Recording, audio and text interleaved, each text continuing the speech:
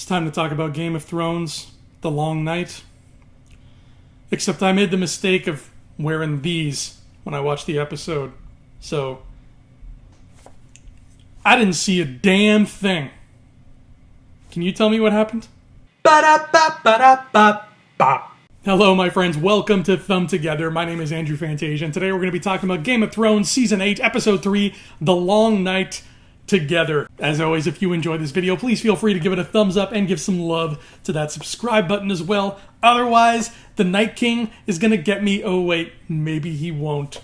Let's not get ahead of ourselves. So The Long Night, aka the Battle of Winterfell, this is something that has been built up for us by the people who make this show for many, many, many months now. They have been talking ad nauseum about the Battle of Winterfell and how it's going to be the biggest, most elaborate fight scene I think they said ever put to film, or at least ever put on television. As far as television goes, for sure, I think I agree. I don't think I've ever seen a TV show with a battle that lasted this long. This was some serious stuff. First of all, can we talk about what a beautiful visual thing it was to have the Dothraki screamers with their sickles on fire rush off into the battle to start everything off, and they disappear into that cloud of black haze, and you just see all the pinpricks of light one by one winking out of existence, and the screaming that they usually do when they go into battle turns into actual frenzied screaming as they are presumably being ripped apart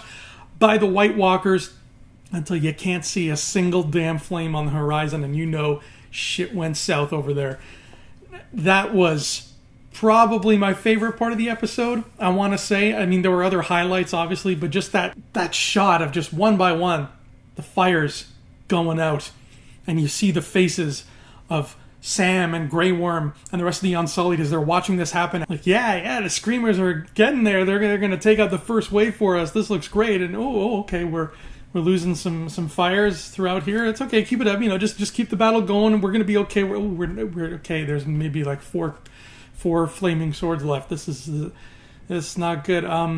You know what? I think I left my oven on in King's Landing. I better go check that out. So you can quickly see the morale of the soldiers at Winterfell dwindle as those lights wink out. Beautiful moment. My favorite moment of the episode. I loved that. Then the battle proper begins as all the White Walkers and zombies and everything rush towards Winterfell, and it's just, from that point on, about an hour and 15 minutes of just pure dimly lit carnage. Now, I think we all went into this episode knowing that there was going to be a substantial body count, and there was. We lost quite a few characters. So let's take a quick second here to just sort of eulogize them, I guess. Just kind of call to attention the fact that they are no longer part of this world. They have shed their mortal coil and moved on. Number 1, Ghost, I think. Actually, no. You know what? I'm going to redact this one. I'm willing to bet money Ghost is still very much alive. Why do I think that? Here's the thing. This episode was full, and I'm talking full, of last-minute rescues. I lost track of how many times, somebody was like backed up against the wall, and they're like, oh shit, I'm dead. This is it. I can't get out of this situation. And then the zombie threatening them is killed and falls over, and another hero is standing behind that zombie. He's like, don't worry, man, I got you. That happened a lot. So the fact that we did not witness Ghost falling in battle tells me that exact same thing is going to happen to Jon Snow, or somebody else, but probably Jon Snow, in one of the final 3 episodes, where Jon's going to be backed up against the wall and be like, oh shit, man, like Theon Greyjoy's uncle has me up against the wall and I'm going to die. And Greyjoy's uncle's like, haha, I'm a rock and roll pirate and I'm going to have sex with your body after I kill you because I'm weird like that. And then Ghost is going to come and be like, rah, and he's going to bite Greyjoy's neck and like kill him. And Jon's going to be like, you saved me, Ghost. Why can't I do a good Jon Snow voice? This is ridiculous. So, lovers of the direwolves, fret not. I'm telling you, it is a safe bet. Ghost is okay. Number 1, actual death. Dolorous Ed. Alright, so Dolorous Ed is one of those characters that we did not expect to make it this far. He was just one of those Night's Watch dudes from back in Season 1 who kind of blended into the background. He's actually, if any of you have read the books, you can agree with me on this. Dolorous Ed is one of those names that just always keeps popping up. You're flipping through the books and you're on book 5 and you're like, oh man, they keep bringing up this Dolorous Ed guy. I'm surprised he's still hanging in there. The same goes for the show. Ed's been just a through line so far. He's made it out unscathed in a lot of stuff. But your luck can only last so long in Westeros before you get a knife through the back of your head, which is precisely what happened. But he went out like a champ, saving Samwell Tarly's life. Thank you, Dolorous Ed. I'll miss you. I'll miss being surprised that you're still alive. I'll miss being surprised that your presence is still a thing. So long, Ed. Death number 2, little Lyanna Mormont. This girl is a badass, and she went out like a badass in the most David and Goliath way possible, and I mean that literally. Because remember, folks, the White Walkers have, among other things, giants. Actually, quick fun sidebar, in the books, there's a rumor that the White Walkers also have large, like, hippopotamus-sized spiders that they ride around on. And I'm kind of bummed that we never got to see that in the show, but hopefully the books follow up on that promise, because that sounds dope. But regardless, the White Walkers have giants, and one of them smashes his way into Winterfell, and he's like, fee, fi, fo, fum. And Lyanna Mormont's just like, you know what? I gotta take care of this. And he slaps her away fairly quickly because she's, little and brittle and a human, which gets back up. And he picks her up, and she plows a knife into his eye and kills him, even though she herself is crushed to death by his mighty grip. And what a way for Lyanna Mormont to go out. We always knew this girl was not to be trifled with, and she showed exactly how true that was by standing up to the biggest physical threat besides the zombie dragon that attacked Winterfell. Goodbye, Miss Mormont. We didn't know you for very long, but God, you will be missed. Number 3, Beric Dondarrion. To me, Beric has always been one of the coolest looking characters in Game of Thrones. Even in the books, the way they describe him is he's very tall and gangly, like a scarecrow. They always kind of allude to him being scarecrow-like. So the fact that he got killed off in this episode in a very heroic way, just kind of barring the way so that Arya and the Hound could escape, was a sweet moment. He's now in the afterlife, joining back with his good friend Thoros of Myr. I liked it. I'm sad to see him go, but I thought his death was a wonderful, noble one. Death number 4, Rhaegal? Maybe? Up in the sky, the dragons are snapping at each other, and it's chaos, and it's blurry, and it's very, very dark. My God, is it dark. But Rhaegal has to sort of pull a emergency crash landing. He's not in great shape, and Jon Snow has to kind of hop off him and continue the battle on foot. And we don't see Rhaegal, as far to my knowledge, because seeing was hard across the board, but we don't see Rhaegal take off to the skies again, as far as I recall. So it stands to reason he might be, if not dead, then at least maybe grounded, injured severely enough that he can't take off again. And if that's the case, was he swarmed by zombies? Was that a thing that happened off-screen? We don't know. Probably not. I don't trust off-screen deaths because I just know how flimsy writers get with deaths nowadays. So I don't think he's super dead, but I do think that there might be a chance that, this next episode opens with him sort of dying, and Daenerys is like, oh, my baby, I'm so sorry that you had to die, and it sort of ends with him fading away, and now she's all like, oh, I only have one dragon left. This is not good. Actual number 4 death that we saw happen, Theon Greyjoy. This moment was just... Yes, talk about a complete, solid character arc. Beautiful. Like, this was a Neville Longbottom moment, okay? Neville Longbottom spent 7 books being the cowardly Hogwarts student, and then by the end of book 7, spoilers, he is like rushing up into Voldemort's face and being like, hey Voldemort, come get some of this. Theon Greyjoy, same thing, baby. He spent the last 9 years on this show just being like the cowardly guy who runs away from every conflict. He did that as recently as last season. He ran away instead of trying to save his sister. He has been the quote-unquote coward of the show. Well, guess what this coward just did? In order to protect a boy who was not even related to him, technically, Theon rushed into a group of White Walkers straight into the face of the Night King himself. And yeah, it didn't work out so well, but regardless, Theon got right up in his grill. The scariest mother in Westeros, like, Theon got right up in his face and is like, yo, you're not touching Bran. That to me was just, it was a perfect close to the story of Theon Greyjoy. Oh, I love it so much. Thank you. Thank you, Theon. Thank you for everything. You are a good man, Charlie Brown. Just as Bran said you were. Death number 5, the Night King. Yeah, this is a thing that happened. The Night King has proven throughout this episode that he is not to be trifled with, and he's a fascinating character. I'm so interested in him. I love villains in general, but I'm so curious as to what his endgame is and, what he's thinking. We never hear him say a word. We don't even know if he can say a word or not.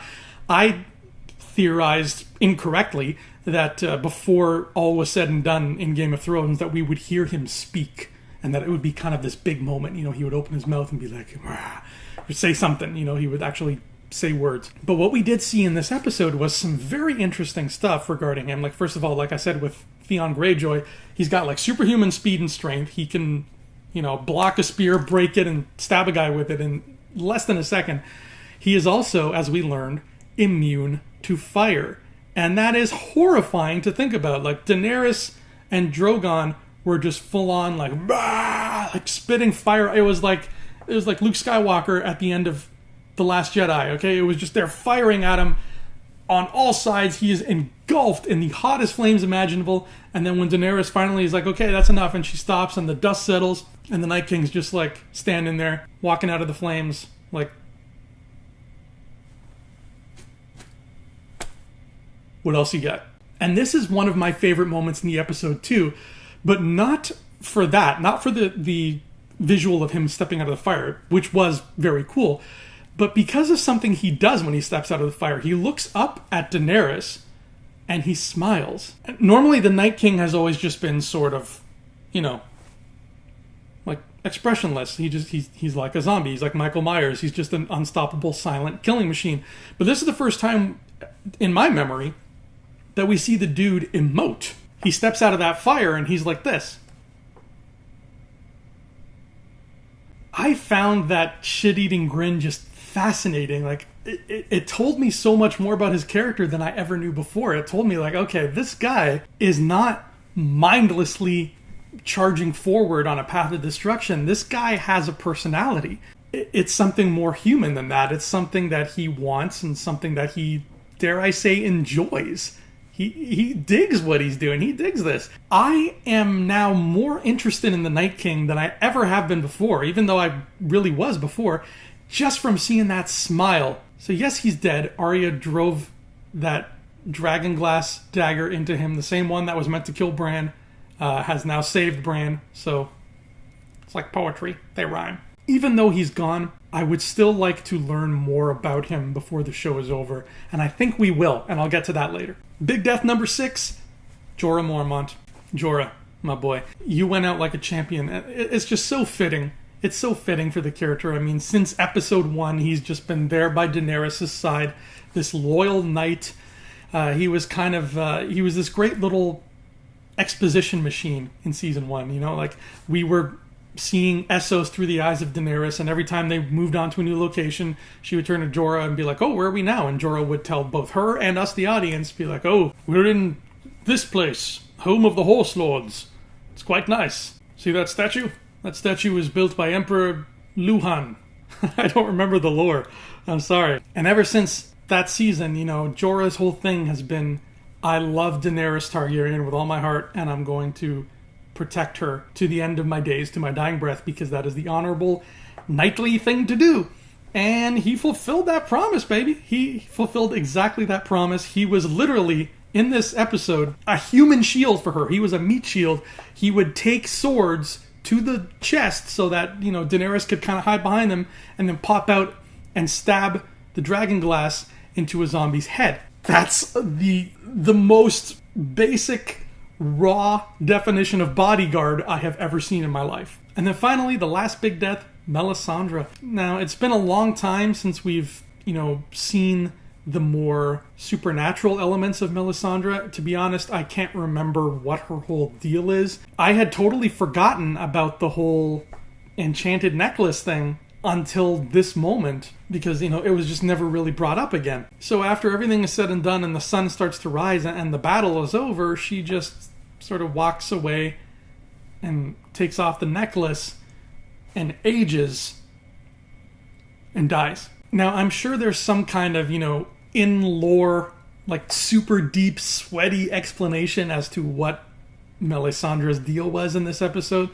The way I saw it, and I'm probably dead wrong here, but who knows, is that she's got this sort of connection with the sun because, you know, she worships the Lord of Light and everything, so it only makes sense.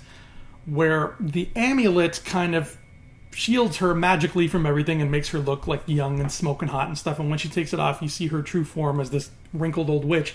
But as the wrinkled old witch, she cannot be in contact with the sun, otherwise she will die and join the Lord of Light. I don't know why or how or the logic behind that. I can't back up. That's just what I thought. Because the only other time we ever see her take it off, it's at night and it's in the comfort of her bedchamber in privacy. So now, you know, she is just ripping the thing off and walking into the sun, and then she just drops dead. So that's what I got of it. It's like she had a sort of pact with the sun. Like, the sun is the Lord of Light, and when he comes into contact with my true self, I shall give my soul and body and spirit up to him entirely and move on. That's what I think, because it's like a bit of magic and a bit of religion. That's how I see it. Am I wrong? Tell me. And you will tell me if I'm wrong. That's how the internet works. So long story short, the battle is over. The Night King has been defeated. The White Walkers have been defeated. And now it's just 3 episodes of dealing with the whole politics situation. However, there is one thing I wanted to bring up. Bran spends the majority of the fight, whiting into ravens who fly over the battlefield. At first I thought, okay, he's just trying to see what's happening. I think there's more to it than that. I have a feeling he was doing something important, and that's going to come into play later. Now, what it could be, I can't even begin to venture a guess at this point. The rest of the episodes will focus mainly on the politics, but I think there will be another little vein of magic running throughout, and it has to do with whatever Bran did. That's just what I'm saying, who knows? But that was the Battle of Winterfell. That was episode 803, The Long Night. What an apt title. The episode was both very long and took place at night. That's hitting the nail on the head. Or in Lyanna Mormont's case, hitting the giant on the head. Heyo! Anyway, thanks for watching Thumb Together TV with me, everybody. My name is Andrew Fantasia. I'll see you here next week for Season 8, Episode 4. There's only 3 left. And when you play the Game of Thrones, you win or you die. I'll see you next time. Until then, adios.